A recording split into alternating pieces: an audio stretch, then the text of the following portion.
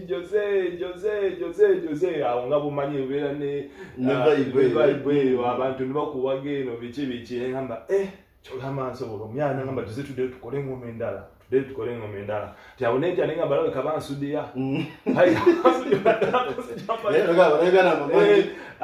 kale naye ebiseera ebyo sinaba kutekwana nali nkyali kido nnyo nga sinadi naye nga mmanyi baleka bansudiya bagala kunzijabo majja kati sebo era n'ebifaananyi abo sebo ngenda bikulagako nga nkute microphone that was 2011 2012 sebo kati okujja wane Norway nja kuzeewo wali eriwo ngambidde nti live no waneno twenajjaawo najja ne excitement wano bwe najja nali simanyiwo Munnayuganda n'omu kubanga nze olwojjanga Mosiro obeera Elbram. Bwe najja nasooka nembeerako Mosiro omwezi nga gumu. Kale bwe mbeerako Mosiro omwezi nga gumu nengenda mbine ebya migration biki netandika okukola ki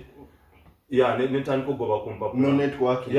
netandika okufuna ku ebyo naye kati nga nina mukwano gwange wano actually we met in South Sudan kwangu mayinako nabeera mu UN camp kati ng'olwo meeting abantu bangi meeting Canada, America, Abangereza, Katolo nga bamajukira okyenkiba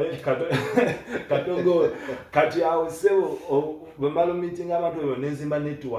nenzimba network abantu kati nemberanga ndi international kubanga nakyusanga sente ngegenda ba meeting ngamu nga nzaba wa shillings sente zibakozesanga buli agala change ajja wange ate nga mbawera ku bei ensamusamu kigira bya kuteesa ati ne lero ngonsede naise ngo liri mukatale ngamba bebidi ate lero ngo izebete ne bagamba kadi sebo kuzayo waneno kadi bunajja waneno nadindi nawo omuntu wange gwe manyingo of course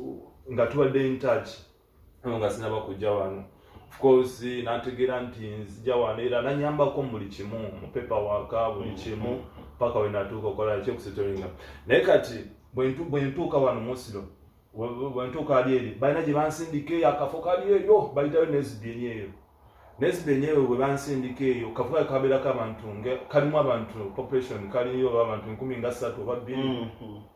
kale okutuuka eyo nsangayo bannayuganda baali babiri sijja boogera bayinza obutaagala kola okuba mentioninga mugonji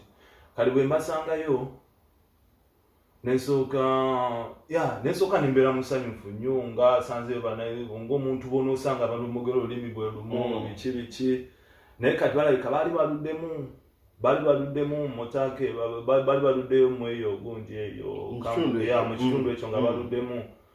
ne banteeka nabo ne tubeera ng'omwo naye kati ng'olwo buli week after 2 weeks buli omu bamuwa siringi 500 naye twalinangako gaayo omwoyo twalinga basatu naye nga tulinako gaayo omwoyo kati nga yengeri gye yali aluddeyo nnyo kati ng'alina abantu eno bamanyi Mosiro nga bwe bamuwa ssente bweti yakola ki alinya najja Osiro nga tumuzobola nti mba nagongezeko ewakyali wange gyenkola ki kale nga talinga simulambulukufu bulungi naye nga tutuuka okugula emmere tagula mmere tashoppinga tugamba nti tushoppinge tagala gula mmere kati nga sente bwe zijja eno n'amanyisa wiiki ng'amanyi nti wiiki alina okukola ki okubeerawo ng'alyoka akomawo kati asangawo twogula emmere biki omugamba omusajja tagula mmere tagula saagala agula sabuuni biki olufu nezize ye ng'akola ki nga jja eno kati olwo nengamba kyali gwe nalimbera naye mugamba story ekimwana naye mmere ate omusajja biki kale nangamba gaali yali musirisa alabika nga mutya nange of course nali mutya kubanga yalinamu ategazi nga yakolamu kati nga ali mukolwa Edi Mutwe ate Edi Mutwe nawe yakolamu ebyebaka eri nawe ono ye kale yalina kale ffe twali tumutya omugambako ate nga nawe nengamba waina akajja waneeno sijja kuleta nnyo bugezigezi bayinza okunfulumya waneeno kati nga mu katundu ako ng'enyinga ejyogeramu ku vibe ya music kale nali siyimba nnyo naye nga nali nyimba nnyo nga nyimba zino ez'Oluganda eza eka wali nnyo ng'ekintu kino ogenza ofuna vibe bantu banengeri gyogenza okipikinga waneno weddi lwopickinga oddemoska ekintu kyo I know when speaking nga maze kubeera actual okwezuulira ddala nali maze kubeera disappointed okwezuula oba okuddayo okwezuulira ddala kubanga leero nali sinaba kwezuula kubanga nzijukira ebiseera ebyo around 2015-2016 awo nga meetinga nnyo kati ng'olumva mbadde nkunyumiza bwe banzija Nesbieni kati namalayo weeks nga 5 ne bankyusa ne banfunira communa nezijja wano Elbrum era since then actually kati mpezezza emyaka nga 7 nga ndi waneeno kubanga najjawo around 2014 yawo mu June June kati ebbanga tulifaanaganya kadi sebo bwe najja nembeera wano kati era nga bumanyi nti omuntu obeera mu kaliri nali nkyali nga njagala nnyo ebintu by'okukyakala ebyo biki kati ngolo banteeka mu zino introduction ez'olulimi kati nga bamba amajanga gawera kati nga bakubisaamu kumpi etaano ate nga nina akayumba nalina kalumu kamu bwe kati nga kalumu kasasula 3,000 kati nga bwe bampa ssente kati ate nga nina n'emikwano wane nina mikwano gyange wana abazungu nga banyamba nina mukwano gwange wano actually is one of my best friend though he doesn't understand Uganda but yeah, let me pass this. Yeah, big up Boriga, my brother. Large up to yourself. I do really appreciate it. Sorry, I'm here with my brother Moses. I do this interview in Uganda. I know you don't understand, but large up. So when you hear your name, just know I appreciate what you did or what you're still doing to my life. And Mama Meta, large up. And all my people in the room. Really, you're the one who made me who I am. They gave me confidence. They made me to believe in myself. So, abo nambebaza. Era sebo nja tujja tukewali eri maaso nti video zange ebisere ebisinga lwakyolaba nti mubeeramu nti mulimu nnyo bazungu abo kubanga era nandi nyana kubuuza kuba kyendabye wano engeri gy'okibuzeemu nti wali Uganda ng'okitabulatabulamu naye ng'ate wali tonneezuula ekyo ntegedde kipya ate nali sinaba kwezuula so kati weezuula ddi okutegeera nti kakati nsobola okuyimba nezuula nga maze actually kubeera disappointed mu some Ugandans I met sijagamba nti yeah nabeera omanyi ffe bannayuganda ebiseera ebisinga tubeera nnyo open bw'otuuka naddala kati ng'Uganda nti omuntu obadde bantu babeera nnyo open baagala nnyo kwegamba okubeera shosho ebintu naye kati bw'ojja wano bwe balaba omuntu omupya ng'obudde Uganda n'ojja wano eno buli muntu aba aludde wano eno oba okitegeera ng'obakala abaddemu ne challenges kati aba ayagala welcoming omuntu we batuyita bafresha okitegeera bafresha banyongo yaya kati omuntu oyo gwoba oduuze aba ayagala akuwambeere abeere awa oba akufumbefumbe obeere awa muso ajjukira nga nawe obeera n'ekikyo ekiro kitegeera obeera ne goals obeera n'ebintu byoyagala wemba kutegeera obulungi nti watuuka wena abantu batuukiramu nti naye mu engeri gyebabatuukiramu kugamba abavubuka ku bbala batera kiyita kutapinga ku red kituufu ku red wayo kugambe nga yakutegeerera kituufu actually kyogedde bulungi kati sebo ate sabaduukiramu naye nalina vibe sebo nze mbeera ne vibe actually kyenasooka okukola mu bulamu nze ne creatinga vibe nange kanakyekankagambe nti ebimu tuba tetwogedde nnyo bbanga ddene naye emirundi gye twogeddemukko kaga kyenkwadako era mba njogerako n'omuntu omu nenga nti ono omusajja Jose ayinza okuguza ebokisi enkalu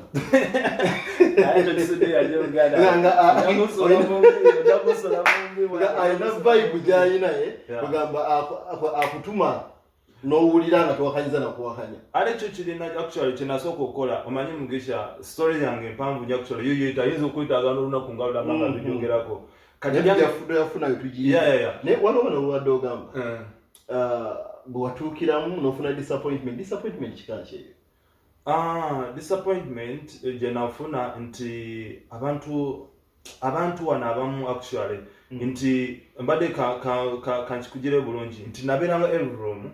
nga njagala nnyo okujja kati nga Elvrum teriyo nnyo bifo by'amaanyi byoyinza kukola kiri kukyakalyamu ate nga bwomanyi bw'onoova mu kyalo n'ojja e Kampala olaba buli kimu kipya olaba ku bizimbe ebiwanvu olaba ku bino bwebiti ne bwebiti kwegamba kiri ekyalo kigenda okuggwamu olwaliro yalo okitwala it takes some time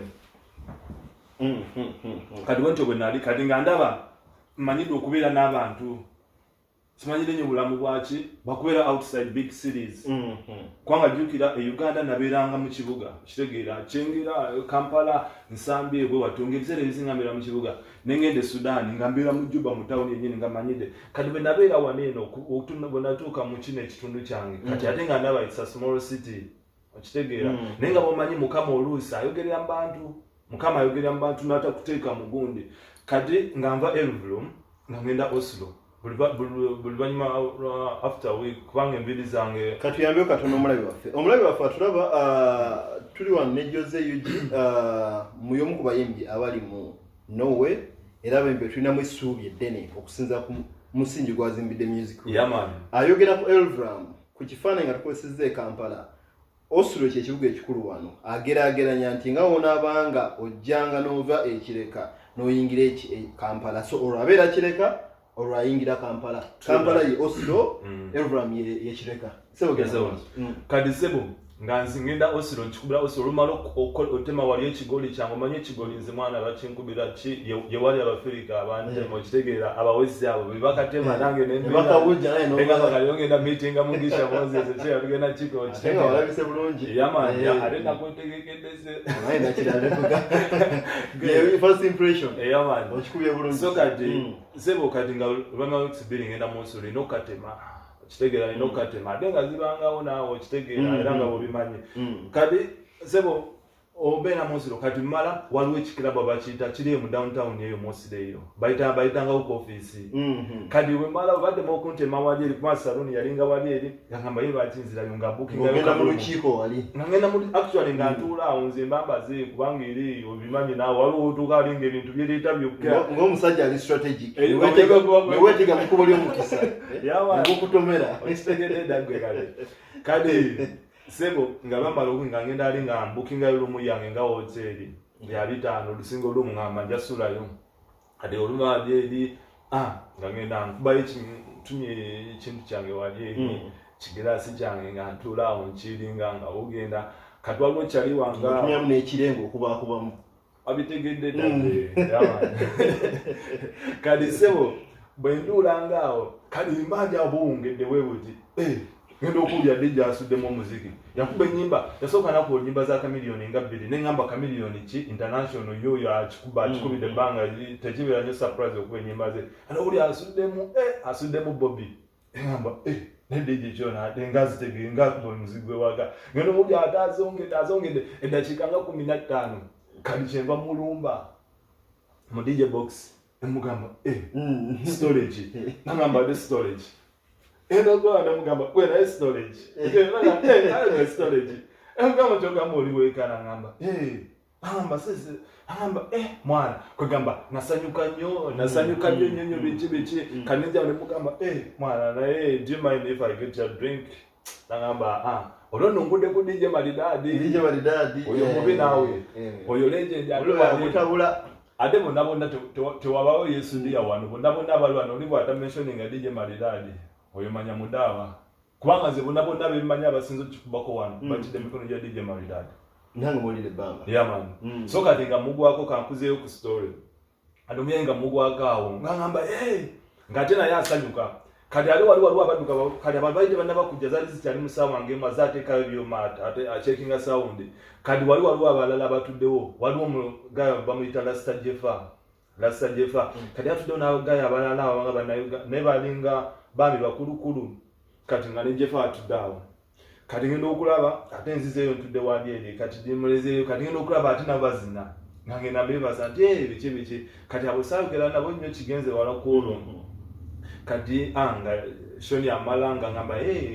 boba oyagala nga tolina osobola okujja n'okola ki nobeere wange Sean DJ Maridadi DJ Maridadi large up to yourself my brother you know gwato kimanyi muganda yange goluno olujja mulidde mu parties za independence ez'abana Uganda wano oyo muwulanga yatero kitabula ate yaleseyo n'akapya era njagala sebo muyito mukyaze koko waneeno tulina appointment naye ogamba akamatoke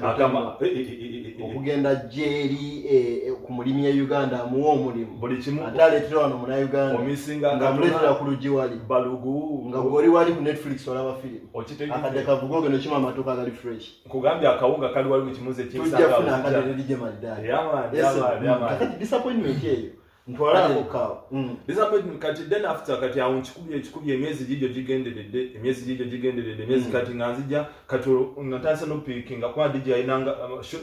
Maridadi ayinangawo gundi Uganda Night Friday kwecho ekibaala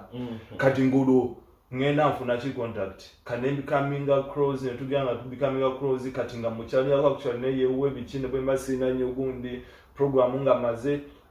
kadi alonga era ntandise okufunayo bannayuganda abalala biki meetings awo sebo ne bantomeza onakuze no sebo ngenda okuwulira nga bantandise okutomeza bakutomeza mu kikubanga omanyi n'olaba nzije nnyawo awo ogamba disappointment kutomeza n'okugira jjukira emabega eno you have a dream.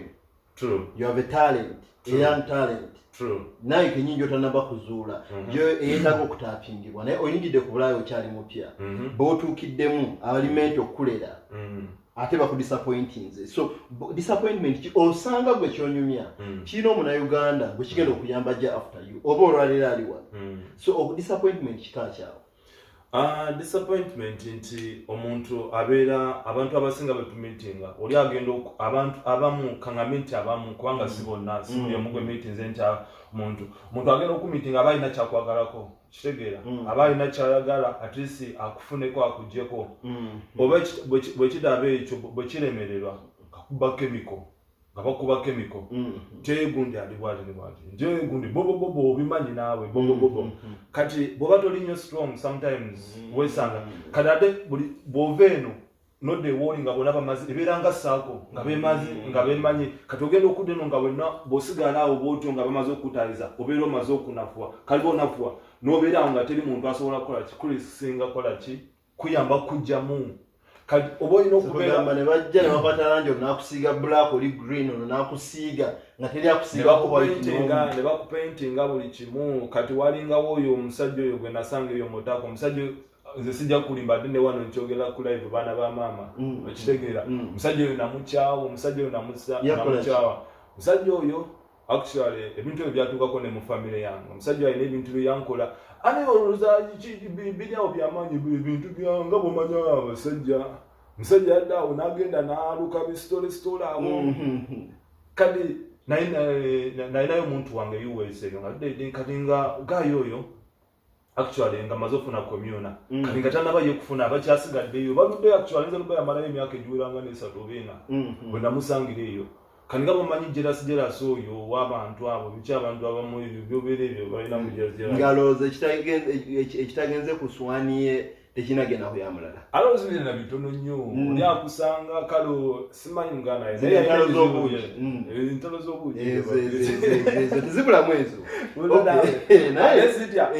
era sitya era nabo bakimanyi ne bwe musanga era ntera okujjayo ne bwe musanga ntemeeni sagala actually kunze actually nti nakitwala nti yali agala like kunsanyawo obulamu bwange omanyi abantu waliwo abasira omuntu nga ye byagaana nga bw'aba afunye chance wakubakira naawe ayagala kuteekaawo naawe akole ki ebyo bino twakula nti wabangawo ekyalo ng'okukubako baavu beereere kugaba lwaki nti buli ayitamu gwe basika tebaagala baawukanako omukazi yayimba waliwo omukazi bayita kyasabega nti mbe waliwo obwalo obwagira nti nga bwe wabuleka era w'obusanga okitegeera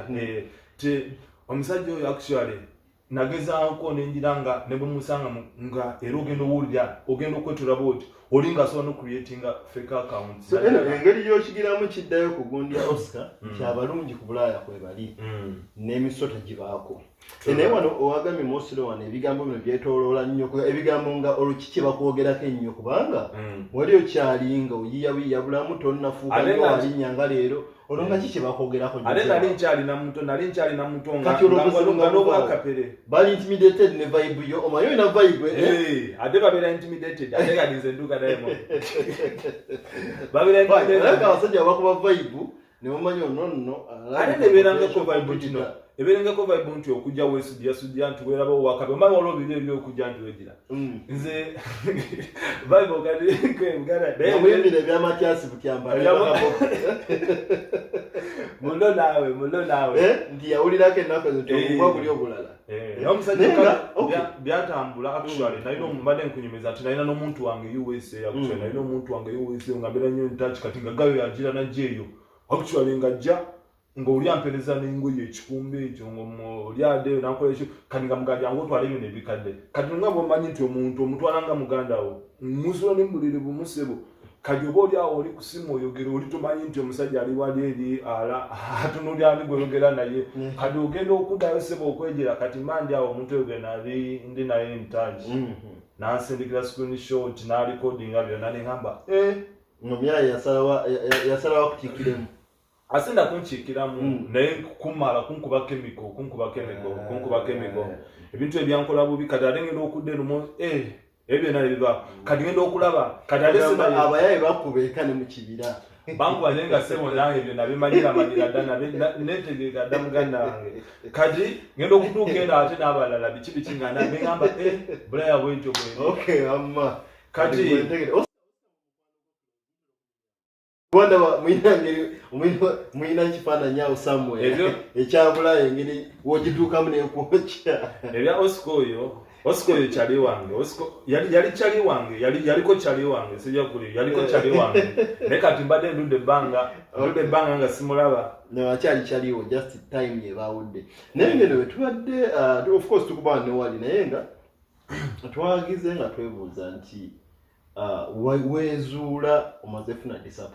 disappointment so kati disappointment eno ekuleading ekyakwezuula nzira ye waka ewange Elvroom nengamba nti kyenyingirira kino sijja kisobola nzira ye waka nentuula mu kalumu kange ako kenagiranga nensooka nenetunuulira nendeeba nebinkyaya omanya nti kirungi nnyo okumanya biki omuntu kyakukyayira kiki ekitakwagaza n'okumanya omulabe wo mugisha mu nsi muno ebigambo ebyo mbiwulire mu nsi muno kizibu nnyo bw'obeeranga ne enemy kizibu nnyo kirungi nnyo okumanya omuntu oyo kiki kyakukyayira oba ekitakwagaza kikulu nnyo era natuula mu kalumu kange ako mwana kitegeera natuula mu kalumu kange ako mwana neŋŋamba naye mwana bakyali bano sitola eki mwana kubanga ndaba sina n'omunze gwe nali nkoze eki gwe nali mwana ate njiza kitegeera ate bwe mbeera nabo ate mwana bandaga ki kitegeera sitayiro ndala ate mwana bwe nvaawo kitegeera bibeera biki bibeera birala kali neŋŋamba abantu baali badde time friends and night time enemies true that ate nembategeera buli kimu sisimu nenzitegeera neŋŋamba kati omugezi kusigala wano kwezuula kati awo wenzirayo nentandika okubeera ne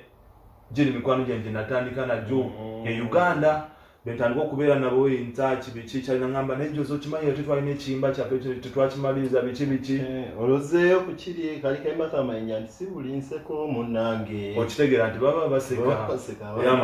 okitegeera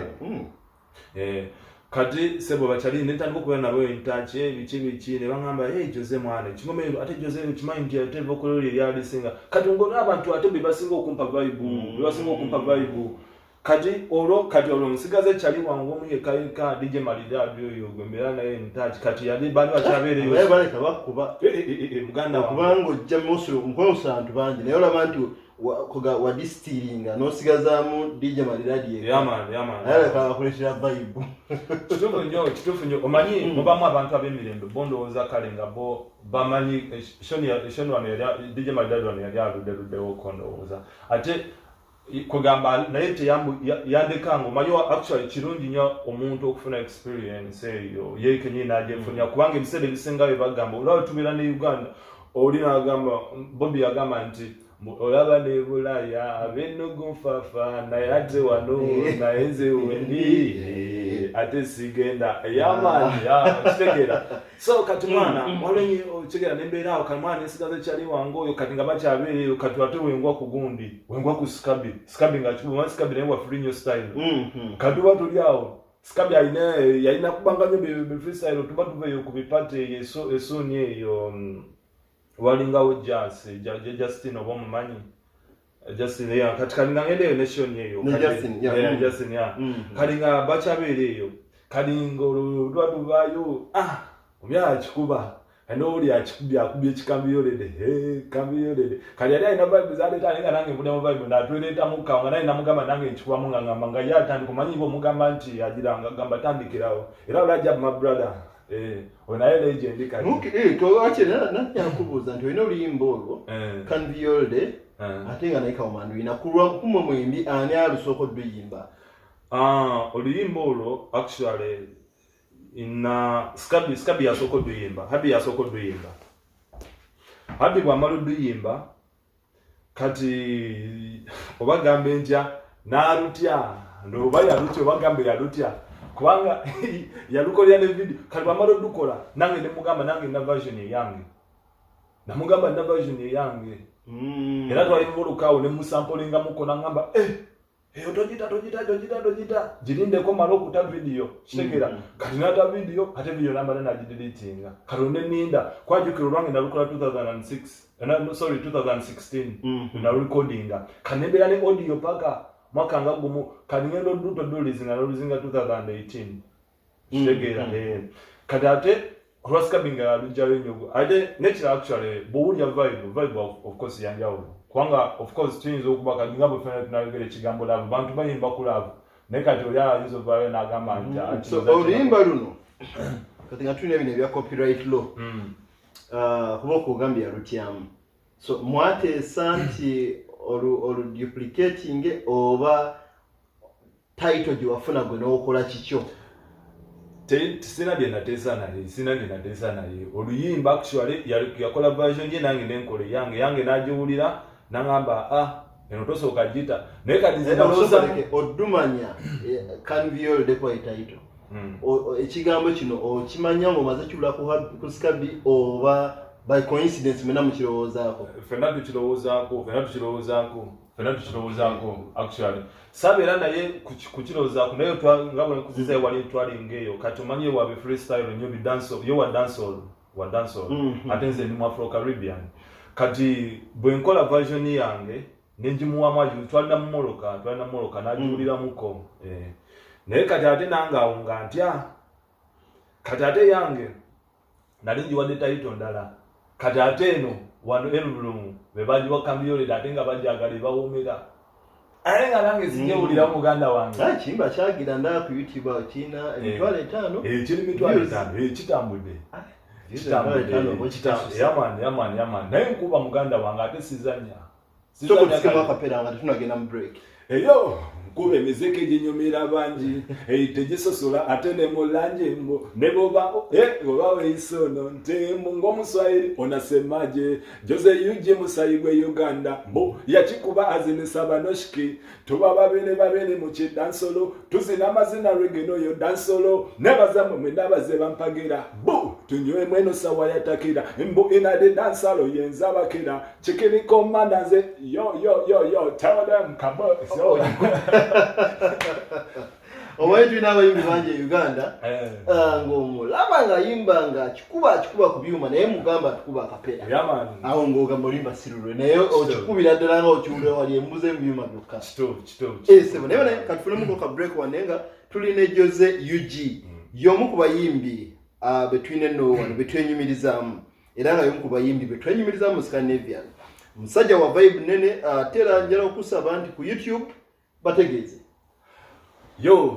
YouTube naise Jose UG JOZY don't worry no take out a space then oyongerako UG ategeda ku Facebook ojja kusangayo Jose Uganda yaman Instagram Jose UG TikTok Jose UG Snapchat Jose UG yewawe stalina na mama ati wa otali yaman ne physically woli yaman ado musajja tolai ko musajja oli resilient nti embeera olaba oyita muyago gwa tunokukuba n'okoma waggulu eyo quality nungi naye katugende mu break tukomewo tova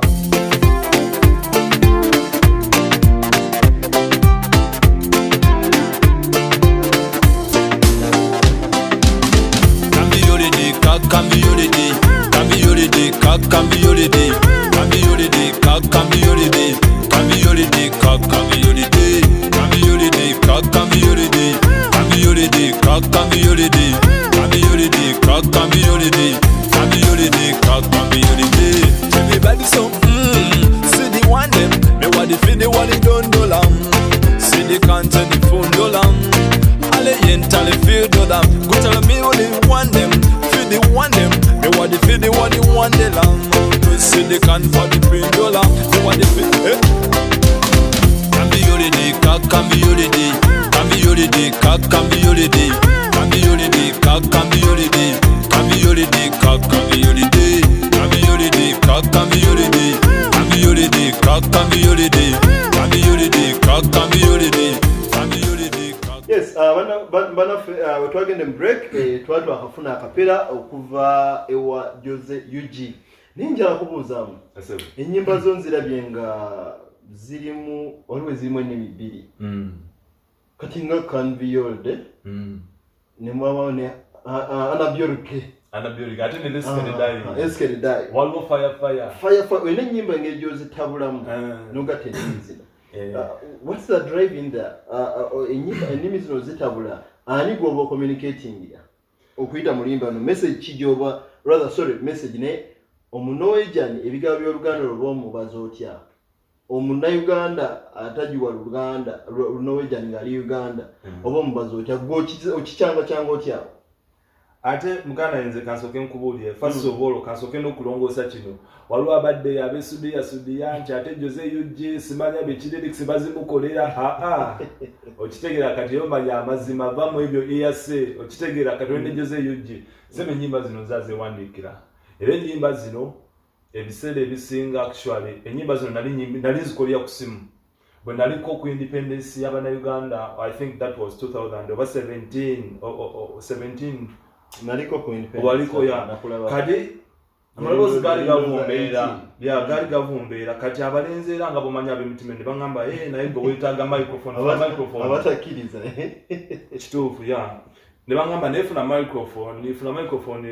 gundi amaboko gadege ku kyo ofune microphone ekyo nenkizuula kubanga oli gaalinga gapepera nga galimu echoes kadde ne ntandika okufuna microphone nenfuna studio yange eyo ama kati n'omulenzi wange bamuyita producer Ronnie ali UG eyo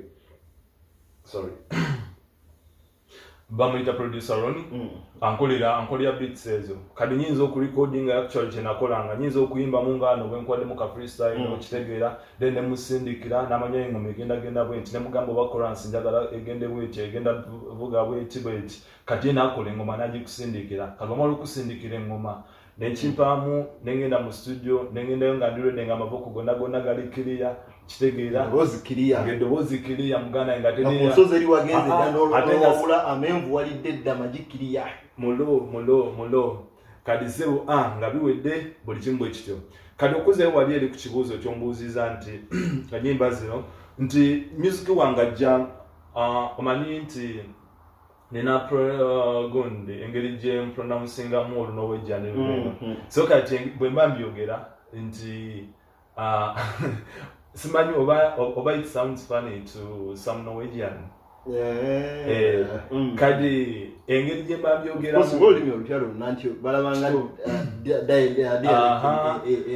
kadi bwentandika okugera olunoweejani baba tebaagala mumale tho baba baagala okiddemu basadu kiregeera kadi ogenda okulaba kati imiziki wange ajja mbeera n'emikwano gyange abalenzi bange abo tyokulaba mu vidiyo benteekamu abantu atubeerawo nga nolaba kibebi ne kikuyitako wali nogamba omulala nagamba Jose FIFA kanogamba FIFA shifine oshegera kadi wekijja bwede okambaye ogenda okulaba ng'ebigambo bizaadde kishagezaako okugusa kadi awo nze omba ndiko street awo kibebi ne kituyitako omulala nagamba Jose FIFA shifine nga bw'omanyi kati nga tuddeyo wali eri ewaga nga nkisibiyaziryamu osanga anabyolike nti ekindeetera like okuwa point yange nonyi nti wombuuziza nti lwaki music wange ali mixed Uganda Norwegian nti wesanga ebiseera ebisinga nti ebigambo ebimu sobola bipronouncing mu Norwegian bwe mbiyimba biba tebikola kiba tebivaayo bulungi nate nga bwe nkyogera mu Luganda nkijjayo ne confidence koga mu nasobola okukola okukitegeera ate n'ekirala nakitegeera nti bwe najja waneeno nesooka kubanga of course bwe wogenda si gwe otandise ekintu si gwe abeera kitandisewo bino ebisinga byetukola abamu bakola babikolakola dda so Besigye actually nali ndaba program emu ku TV ya Uganda Dr. Besigye alina quote gye yakola nagamba the reason why we go to school to learn experience of others kane ngamba kyababadde wali nabagezezaako kikuba abayimbi bwe batyo oli omusanga ali wano eno agala kugamba okola kuyimba mu Luzungu ate Oluzungu tuli mu Bazungu olulimi lwabe balutegeera okukola okulusinga nosanga oli agala akole Okitegera kale ngobuli abiri anaganaga nengamba nti kati ate n'okujja n'ekivibe ekirala mbikube mbikole ki mbicyange mbitabike mbikole katogo nengamba kankole ki kambiteeke mu Oluganda nange nduwomese sebo nanga ate Bobby yatugamba nti ne bobera ku mawanga oba okiikirira Buganda yonna oba okiikirira Uganda yonna okitegeera tegwe buli mwana wa Buganda eyo gyegambulira amanya nti okiikirira Uganda yonna yabane olaba kyankwata attention to be honest okuwulira ng'olina Oluganda mu nnyimba zo esebo ate ng'oli best Norway esebo enze kulange nze mu musaayi ne kungulu ne mulamu bwentambuza nemanyi ng'omuntu ali very nationalistic omuntu kwegamba ayagala okutunda ekintu kyonna ekyensi buli nfuna opportunity so era njala okugamba ndizalaba banfaanana eyo okuba nti oyimba Luganda kyokka eyo nayo yali catch point okunjagaza music wo okay I do appreciate otagula ekiganda n'Oluzungu n'Oluganda ate era nga njala okkirize nti ku Norwegian wadde amuntu bategera byoyimba naye baagala nnyo omuntu ali proud nsi yaabwe kituufu nnyo ekyo ate actually namwe abayolo UG forum kasooka okubeebaza ate mundimbikiza nnyo okimanyi netukuwa emizimbo mundimbikiza nnyo baana ba mama mundimbikiza nnyo era waliwo omulenzi ono abeera wa ono alina Butrix ono waliwo omulenzi atera okujjako ne programu munaffe Tom Crane abeera Denmark yaman big up my brother large up to yourself okitegeera omuziki ateeka walize leskeredine ate namentioninga nagamba Jose yojja ali waawe asset nkulu nnyo eri Euroforum large up my brother ola nnyo okutumbula abantu individuals okwogera profile z'abantu so kati omuziki simulengutambulizawo nengamba ate n'abantu baffe baba bamisinga ebintu baba bamisinga ebintu bingi nti oyinza okuba olinayo like pate yo okitegeera olinayo omwana kambuze muko Joseph music wo well anenemy ntabule otambuddeko n'ofuna issues n'abana Uganda naye nga ate osigala ng'oli proud ku nsi yo olwaleero as we speak enkolaganayo n'abana Uganda generally eri etya ebiwundu biri bibaddewo wezudde opiikinze ako ojjukidde emikwano gy'emikadde gy'e Uganda naye olwaleero enkolaganayo n'abana Uganda naddala music wali mu Oluganda eyimiridde eti music sijja kugamba nti enkolagana yange mbi nnyo kubanga si buli munauganda sijja kugamba nti njeno bannayuganda bonna kwamugisha gwe musajja okitegeera sijja gamba nti twemanyidde ebbanga ddene nekwegamba ompa confidence bwe nkumiitinga nze manyirawo okitegeera nawe kenyini osobola okulaba n'ogamba nti ntono omuntu osobola okukola kyokwogera naye noba n'omuntu gosaana n'ogamba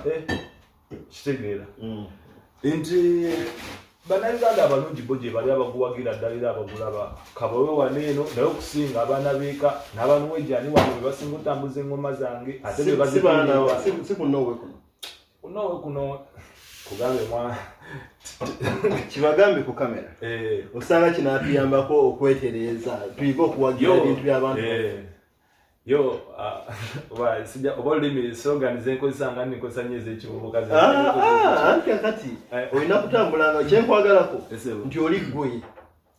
tewetaaga kubeera mugisha tewetaaga kubeera miso slogan abazipiiki nga bajja zisika bw'olimira Bobby ogamba lwakozesa message ze bazifunye ayogera eri abazeeyi n'ayogera n'abaana b'okubbala buli omu afuna ekikye so gwe my brother my sister gwali eyo ng'oli waneeno ku Bulaaya okitegeera tuli baganda bo totuyisa bubi of course tuyinza okubeera ne differences tulina bingi bye tutafaanaganya n'omuntu oba omulabye kitegeera mutwale musome bulungi time don't go with those hearsay bla bla ate se waliwo n'abatukyayira ano ng'oli yawulira bulizi nti oyo Jose sebaliwa gata ku meeting aganako nasanga omulala nti oba mugamba aliwo ati ne bwati kwegamba nekitambulira bwe kityo yo Katoline Jose Yuji golaba yono yennyini tebakusudia tuddeyo n'owulira biki ne bagamba biki yenze Jose Yuji original okitegeera nti mutandike okutusupportinga naffe wetuli okubasupportinga mu byonna bye mukola okitegeera tweyimuse ekintu tukiteeke ku another level yaman olinayo kapate ka wedding mpita totya mpita nyize kuba engoma nsanyusa abagenyi bo okitegeera okyakale ate kati ate bw'otoyitegeze eyo gye ngomozi oli aziizo zaanabyoliga ze fire bikoze bitya twala tugende waliwo kyerase ekyo njagadde nnyo nti bibe bigambo byo clearly kubanga nze nga nange omuntu yenza omu kubagamba abantu nti walk the talk nga tugamba nti ebintu byaffe bibulamu ekikulu ebintu by'Abannayuganda bibulamu ntera nnyo gamba abantu nti tandikira wooli waliwo omuyimbi alapcoming olina kyofiirwa nga okyaniza akayimba ke olina kyofunamu gwe biwenge ku lulwo olina engeri gyosupportingamu wantula amatooke dotenino yakugambye nti nze nkuleetera amatooke okuva e Uganda ngenda gagula kuseka matema asatu ngireetu wano wali refresh so ndikuleetera ku mulyango gwo naye nsobola okwongeramu corona 2 okuba ndikuleetera nti osobola okumpagira nti nange ekikulu 2 ekikulu yagala tufunako gwe weeyinga nti nga tetunako abantu gavumenti yeebuziza emirimu naye ate osobola okuyamba matooke.com ayamba abali e Uganda walk the talk kati yemmwe netugamba nti ona aze muyimbi oyinza okuba olina wotakanya naye nti naye ate awamu supporting omunauganda buli waali yengeri yokka gye tusobola okutandika okukyusa embeera eyo gye tusobola biri ebinene nabyo ate kati abo abalina obusobozi obulabe tusobola okuyambako babobi n'abalala nabo ne basindika nga naffe tusindika kirungi nawe okimekize very clear era njala okuyiga mu munauganda ali eyo mu nsi gy'oli waliwo munauganda alina akaduka akadola Uganda waliwo munauganda nga muyimbi waliwo munauganda nga asengula bantu waliwo munauganda nga alina online shop nga madoke.no abatunda abaleeta ebintu by'Abannayuganda okuva mu Uganda ebiri fresh ebintu ebyenjawulo products zaabwe waliwo munauganda nga alina ebintu bye byatunda twawulako Kone Junior alina online shop etunda Junior online yaina gundi au jere yaina sichijukira bulungi I think you are crossing online something like that so nenga change ado kujayo buli woli supporting mu Uganda yengeri gye tusobola okwesitula ebirala bino ku differences ate nga kato yala tufunira kagala kola biki ebyo tebigula munenga nga tumaliriza sebo music wo tulabyenga Abannayuganda bategedde naye nga nakyo kikulu nnyo waliwo okugamba nti abantu bano ekikulu banjogerera biki naye nga tinaawe tewali social bulungi nga ojja kumukuba vibe wano kuba vibe kubanga omanyi tujja ku interview ya forum naye nga ate eri ebbali abantu olina engeri gy'obayisaamu abamanyi bo bamanyi ate totya jangu mu kamera wane n'okola ekyo byogere obanga okitegeera toddamu kati awo nkwagadde kitegeeza nti alina kakomenti akawukana mu kyalozo okateekawo awo so nga kati ffe kati sobola ogende positive vibe negative energy yetebulamu kati tuvugire ku positive line ennyimba za Jose UG nzimanyi abakumanyi bazimanyi waliwo atazimanyi iwayiwamu ku lisiti abo ku nnyimba ez'enjawulo era bajjukiza nobajjukiza awo ebazisanga nti yo kamiyolede bikankamiyolede kamiyolede bikankamiyolede Jebita when I see you girl I like the way you do your thing kuba utamulira mule ojenyereza muli zakabina nepulira ngapunga you make me go I the way you walk I the way you move ebintu byo muli buli wobinyenya munze mpulira nga nenyaga I like the way you shake your body I like the way mama mia yo my guy yo milabalaba yo go basinzo liwambala ati mubakobesa moyo fire kugamba FIFA you too fire yo ndalira kino kukikoza matika kubo mukwano gwadala nakutegwikwika nzo mukwano gwendo kusuza buchika njagala nkulabe buli dakika my guy yo wa fire bo baliwa baleka bikwangala newe bachuse nyambala wabalisi mama mia yo ndilamu mbobanga tonjagala nchite ekirungi sinza sose nsomera mu mbobanga wamane yo nawuliranga biwuliri nti abalungi mulumya so bangamba ize come ize go naye wagenda mu Luganda wankola bubi naye ate wanyamba wamponya stress nga wampisa bubi nalowooza buli muwala yeyisanga gwe ate kasente konna konna nga nteekamu yo nfuba okulaba ng'ojogamu nga bwenkuba amasimu ng'ogajjako kyokka bangamba Moses naye yo puulo naye yayitayo yo oi nenda ko malumba mali muganda wange yo amagwe ategera Jose Yuji okitegeera genda ku YouTube olimba lunalo luyagala ninayo zikamiyolede ninayo zi fire ndiramu edeskeledayi yo this another one I'll bump say Jose Yuji yo nemugisha kusaya yo nayo nkubisa gwe iwalabya nakamategwe engeri gyo kikolondo besanze onsingide Beyonce yo teli mulala teli yakusinga amwabalala bonna zizinga nemukwambala teli yakutuka saizi yeyo yentuka ngeri gyo kakankanya yentengula yo balite bantengula nebwe bakyusa na mama emundu evuga batatata bo jolagaze jendaga twafuka omuntu linga swengeza jitsa mama kyusa manze chenkuwa nti bebike aloke wanze jakumugwa nayo nkubisano guwala gwanna kamate yabana yo omunoshitainza kuona Gana mwaba katategedde olibiro yimba ate sebo mukama wange project zo China nyingi kibadde kikyansibyemu corona ono omanyi ffe kati nga buli wogenda ng'okula omanya business kino genda kifunamu experience nti corona ono takosezza bantu bamu na bamu akosezza abantu bonna kati nga naffe aba entertainment Because nnyo tinalina project zanze nali nteeseteese okwagala obbana era nga bw'omanyi byetaagamu omukono ate nga mbadde sinabafunayo sponsor naye nga naawe oli eyo ng'oyagala ate okujja Jose Yuji obulango intro nzikubira ng'olina kyeyagala oyisaawo yawaani weddeya kitegeera nti nalina project zanze zinalina nteeseteese eza 2023 nali nteeseteese okuta ennyimba nga 5 naye olwa corona ono nina okukola video omanyi buli luyimba buli audio manja ganfumizeeko ne video so naye olw'ensonga ningamba tosobola kuteeka mu business gyotakola ki gyotajjamu kubanga 2020 corona before nali nayo festivals nali ze nalina okubaako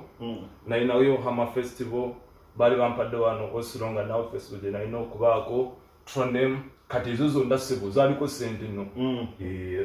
zaaliko nakasente mu kitundu ky'airport awo kati ate bwe bwali buswazi ako kalinga kapata ako muganda wange era abantu sebo balage batuva mu kuduula naawe ate kuduula ekintu ekyakwata bwekiroko bwetwa oswazi kati abantu 10 tuyimbira abantu 10 kati festival gye baali bambisukubira honestly sajja mwali wanika sikuliwanika muganda wange naye kisinziira waka gwolina kati ate mugisha nawe olabako muganda wange ate bakunyumiza bunyumiza bantu 10 bwali buswazi kati wali boga yawe negative energy ojaba bya mitima kwa kati ebyo bya Bobby nti kiroto kyali kyakutambula ekyange kyakola akwetegeka muganda ina kwewa time muganda wange kwewa time kwezuula ekintu ekyo tukyogeddeko mu program ali nti omuntu yenna ng'oli eyo nga tonaba nakundenya abantu balala bonna sooka wezuule of course ebyo byonna mu nsi mwe tutambulira bibamu tosuubira nti bigenda beera bwe kityo ate ebintu ebyo byetusanga bye bituyigiriza nange tondaba wano okulaba wano okundaba wano ne Moses nga smilinga naye challenges nzisanga eyo naye nzirwana ng'omusajja okitegeera yaman ate bw'obeera wano ku Bulaaya tosuubirayo gw'ogenda kabira gwe weerwanira buli kimu kitegeera kwagadde musajja yaman nyanya ntabogera realistically eri abantu tugane netuva mu balimbalimba nti teri gw'ogenda kabirira wezuule ate n'okwetega mu kuwule mukisa ate n'ekya n'okwebrandinga wakati gwe sinza kuganda nakuyisa wano kunyuma yako just nga kyali wanga olina brand gye wagize gye nayagadde okuleeta era nga teke jinja oba nange ngireete ngitunde eri abantu yaman anyway oyina videos okozaawo recordings of music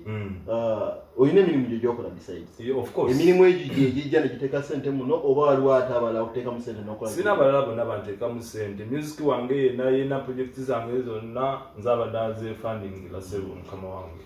nti nina emirimu gyange of course ebbanga eryo lyonna sikunyumiriza simentioninze wali eri nti ebbanga eryo lyonna actually nava ne kwabo like fake, I call them like fake friends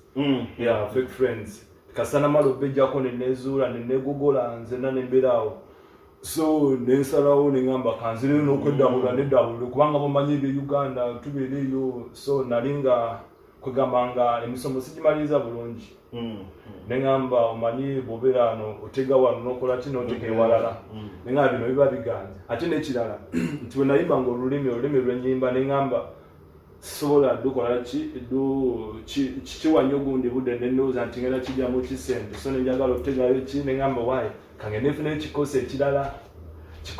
kino of course nga wano waganye ngena ate ninayo walali wajja ettooke mama abaana agenda okujja ate tomuwoleza munnange tunakola ate munakola nga nemyaka gyegenda kikosi ekyo kyosoma kikosi actually nakimala I did the transport and logistic transport and logistic but now I'm on a pretense I'm doing learning I'm doing learning I'm in my first year I think by 2023 njakuba kimaliza nkimaliza uli kamusajja ali strategic batera okugamba nti abantu biseera bisinga tutambula abasajja nga tugula luno olugi n'oggula luno wabaawo omuntu bamaama batera otusupportinga enjogera egamba nti behind every successful man there is a woman. Yeah, it's true. Is there a lucky lady behind your success? No one, not yet, my brother. Wali ali awo tell wamba bw'obajja oliteekayo comment awo kandize wanneeganye simu era obunane teri muganda wange ate nenyumisa wano atadde emmese nga aliyo neja abanda be muganda ono makedia mutuufu naye kyenkwagadeko nti oli musajja ali strategic. Of course oli musajja alikwaga strategic nti you know how to sell out your product to the buyer. You know how to sell out your brand to the buyer. Thank you my brother, thank you. And I love your openness anyway. Thank you. Kubanga ekyo naye ng'omuntu nkiwolenga bali ate nkyagala nnyo okutambula n'abantu oli straight nga tonkalubiza setakola analysis kugwe ng'omuntu mala obudde bwange. Yes, naye nga Jose nga tumaliriza. Yes sir. Olugendo bingi of course omuntu bw'ofuna omuntu ali all round nga gwe oli muyimbi wano bya transport nakolako ekimba kyewakubira mu wali mu restaurant nakolako mu hoteli awo nayo najjo oli eyo ate omusajja ali social naye ebimu ku gwe byobiseemu wa ku magezi ku bantu abalina talents ze batapinga ku Bulaaya nga gwe engeri y'obulamu gy'olowooza gye beetaaga obutambuzamu ku Bulaaya. Sijja kwefuula nnyo mugezi oba kuba nnyo ku magezi naye nze nandisabye mu byenjogedde omanyi waliwo n'okwogera naye ng'omuntu agamba yiyi ate nga byenjogedde naye talina kyakoze ekitagyemu nze nandisabye mugwadde yandaba mu byenjogedde bw'oba olina kyolaba ekikugamba ekikuwadde amaanyi n'ogamba nti Jose mwagaddeko kino kye nandyagadde ekyo opiikingemu ekyo amagezi naye nekira kye nandyagadde ku bantu kati ng'abajja e Bulaaya aba basuubira okujja naye nandigambye kubanga mpozi abaganda atanyo okuwa amagezi abantu kati ngamba kuba omusajja olumugwe nalingamba omusajja nangamba waliwo omusajja gwe nali nkola naye nangamba nti gw'ombulira olina emyaka emeka mbulirira osinga okumanya emyezi kati wamanzi ngamba bano abali eno wansi wange abali mu 20s okitegeera nti that's the truth actually nali omanyi nga bomanyi nti twalitukola ki omusajja ejengo omusajja nangamba ombulira sina omusinga okumanya so nasirikirawo then sani okwagala kuwa amagezi bantu nze nga njala kuwera amagezi ku mpewo nti okuwa amagezi tekiriko myaka omanyi nti waliwo abaana abali 25 abalina consultancy firms nga atano bagendayo for consultation baba bakimyeyo ki magezi eso nti mwana wabiri mwetana na consulting waliwo ba psychologist nga ba 24 ng'owaana atwala ekizibamu ku magezi waliwo amarage councillors aba 30 kyogamba olina yangwira bugwizi yakugwira yakusanga to listed era bw'aba gyali ategeere nti ezo mindset nkadde naye kati ale muneefe nze ndi musajja muganda actually kati ewaffe batubira bagamba omuntu omukulu tokola kitomuddamu tosobola kudda bwato ebyo ebimu ate kubitawanya Uganda kugamba abantu abakulu okulowooza nti balina okukula mu buli kimu enjogera nkyamu naye of course we respect nti omukadde magezi n'ebira bitambulirako ese naye maliriza tusibula abalayi baffe abaliro forum Jose Eugene oli faniwo oli eyo yaman kansoko okwebaza webale kwekumbirako ku mukutsu webale kutulaba ate tuwerabira kusharinga lwaki tusharinga yaman era ne page liking okwongereyo bagamba kuba program zigenda kumawo nga nyingi mugisha agenda kumawo anchaze waneno kitegeera nene kirala togwamu maanyi mwabamanyi abandabyeeko olugendo zange zentambudde muzirabye kitegeera muzirabye sijja nnyo kwogera biki abamanyi gye ntandikidde okuva ku scratch mundabye kwegamba kubadde kubeera mulambulukufu omanyi buli wobeera nga mugisha sebo mukama kankuyo kino lwobeera nga oli mulambulukufu omuntu kimwanguyira okukola ki okuyamba tulwobeera nga oli open to people kwegamba toyina nnyo kyogira obulamu bukwanguyira ekyo wadde wali wagaye nti abantu abakulu bagamba nti bakiza bawabula simanyi myaka gyolina naye nze December ngenda kuba mpeza emyaka 38 nze ngenda basebo omwaka mu gw'omunaana awo nga 25 ngenda kuba mpeza emyaka 37 so nkusingira kumpi nkusinga emyaka 8 naye ate amagezi gompa wano babyoyogeddeko mbitwala sosaala kwerimba nnyo nti tewabula mukulu endowooza nema naye nga sebo mbitegedde kyokonyeko nkitegedde era njala okwebaza sebo akaddeko kyensinga ogala okwebaza kwe kwekkiririzaamu okuba linasooka okwogerako naye ku ssimu oyina vibe oyina eddoboozi eriri very catching era ng'oggyeko biri nti gyozaasa okuguza ebokisi enkalu sikusudya nkubula reality mulo nalo nkubulira ate nakusuliriza ku mpewo omanyi ekirungi nga twogera ku Facebook ne ku social media nze buli kyenjogera ku social media njogera nga mu bwongo mbala nnyo nti mu myaka 5 n'abantu okidefendinga mu myaka 10 kuba ebyo bijja kubeerako bajja tuleetera zi memories bakujjukiza emyaka 5 kino kibaddewo ndi mu kamera nga njogeramu ne confidence era nga buli alina kyemulugunya teekawo mu comment oba olina kyomanyiko ate jangu ne facts teweekweka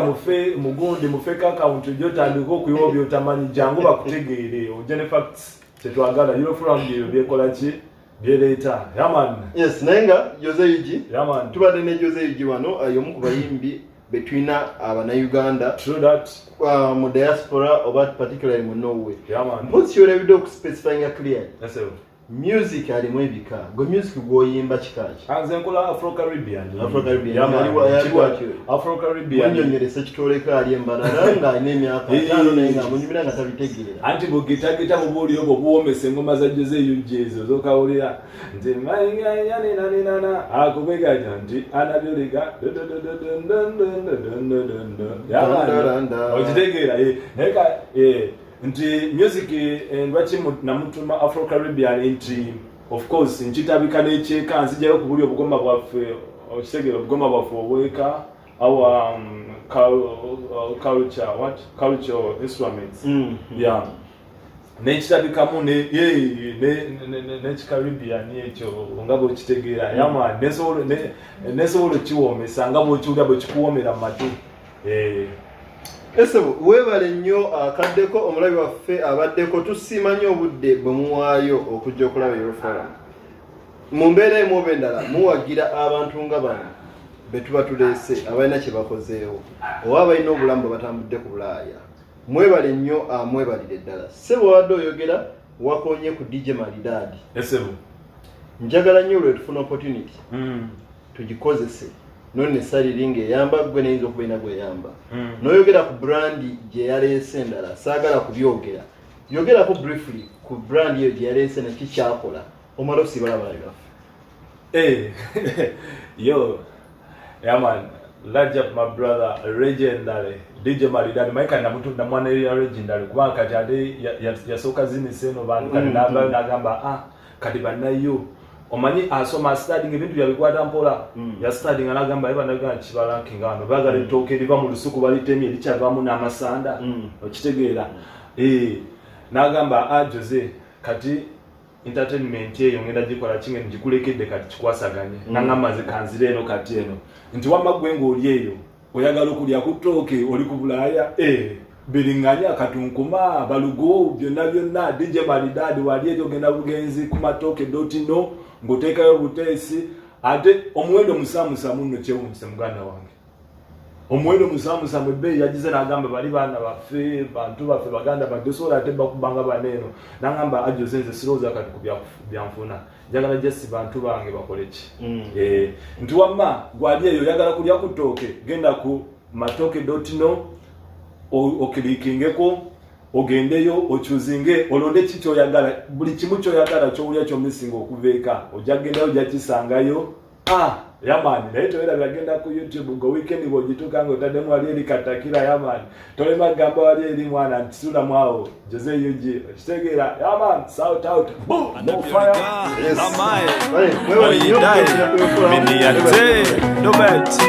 Jose UG yamani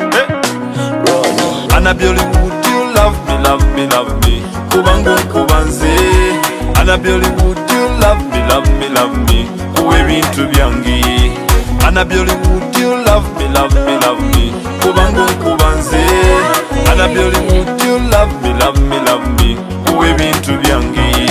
Bli meme mai okuse os Dola man opi di pentipos Bli meme mai okuse os Jambwe nunkuwe bintu byonzi Abanji bagamba mbuwelaga Nobu message baweereza tobuddamu